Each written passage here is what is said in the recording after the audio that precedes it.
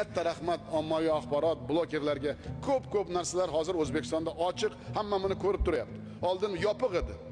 Lekin bitta narsani bilinglar, bu ochiqlik hech qachon orqaga qaytmaydi. Qanday ko'p ochiqlik bo'lsa, qanday ko'p ommaviy axborot vositalari odamlarimizga adolatli, haqiqiy muammolarni qancha ko'p bildirsam, men rahbar sifatida minnatdor bo'laman ularga.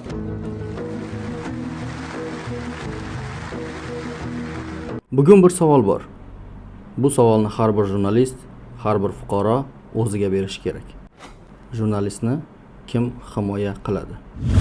Ichki ishlar xodimi jurnalistning kamerasi oldiga turib oladi. Menga gaplama. Bu narsa Esa isha donish bilishchilik aralashmaydi g'ayrata. Men o'zim sen ishingni o'zing ishing qilaver. Bizlar ishimiz aralashma, yaxshimi?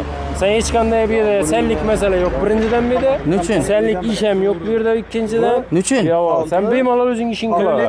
Yoritchoq bo'lsang 5 metr oraliqda turdan nishatsang shunaqa. Lekin bizlar yanimizga kelma, iltimos endi. Qaysidir idorada axborot berishdan bosh tortiladi. topshiriq berdi. O bo'lsa. Kime berko'psiz? Kime? Kime berko'psiz? Ne oldu berko'psiz? Ne oldu berko'psiz? Belli işiniz kalmadı abi. Kimlik iş, kadastırlık iş kalır. Kudurdan bütün oğullar köpsa. Pırgıya gidiyorlar be. Polis köpsa. Ben de 9'u soğutu 10'u tapmadım. Boshqa bir joyda kimdir jurnalistni qo'rqitishga harakat qiladi. Yo'lingizga qarang.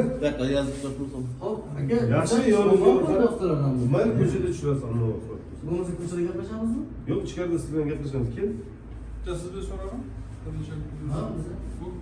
Telefoningiz qo'yib tushirib ko'rasiz. Qanaqa bo'lar ekan bu? Bo'ldi, to'xtab turing, ko'chada. Ba'zi paytlar jurnalist haqiqat izlaydi, lekin kimdir uning yo'lini to'sadi. Kimdir uni sukutga majbur qilmoqchi bo'ladi. Ammo jurnalist bu kurashda yolg'iz emas. Uni avvalo konstitutsiya himoya qiladi. Axborot izlash, olish va tarqatish bu huquqdir. Ommaviy axborot vositalari to'g'risidagi qonun jurnalist faoliyatiga to'sqinlik qilishni qat'iyan man etadi. Jinoyat kodeksining ma'lum moddalarida esa bu jinoiy javobgarlikka sabab bo'ladi. Ichki ishlar, prokuratura, sud, jurnalistning xavfsizligi buzilsa, ichki ishlar organlari uni himoya qilishi shart. Prokuratura huquq buzilgan har bir holatni nazorat qiladi. Sud adolatni tiklaydi. Bizning qurolimiz haqiqat, bizning himoyamiz qonun. Chunki haqiqat hech qachon yolg'iz qolmaydi. Jurnalistni qonun himoya qiladi. Jurnalistni jamiyat himoya qiladi.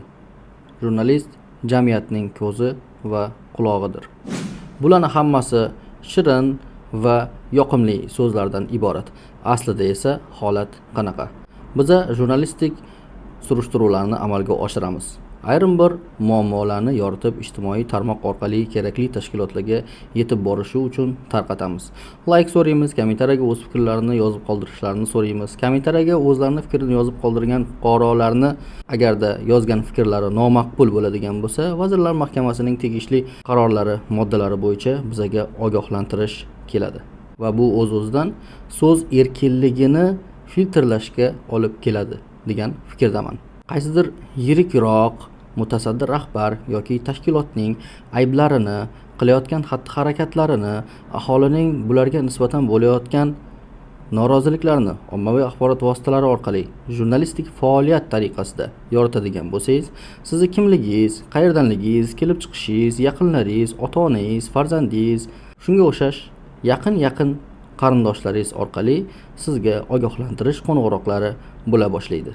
Bu ishlarni qilayotganlar bevosita ichki ishlar organlari, prokuratura va ayrim sanab o'tgan vakolatli shaxslardan biri bo'lishi mumkin. Shunda savol: jurnalistni kim himoya qiladi? Davlatmi?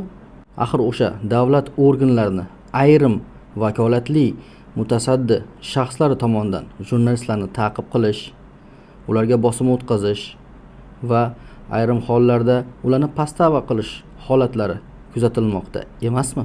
Minbarlarda aytilayotgan jurnalistlarga, blogerlarga qilinayotgan e'tiroflar, qarsaklar bizni hozirgi yashab turgan real voqeligimizga to'g'ri kelmay qolmoqda emasmi? kommentariyaga fikrlaringizni yozib qoldirishlaringiz mumkin. Bunaqa holatni joriy 2025-yilda nechtasiga guvoh bo'ldingiz? Albatta yozib keting. Mana shu videoni kerakli joylarga yetib borishi uchun like bosib, qo'llab-quvvatlash esdan chiqmasin.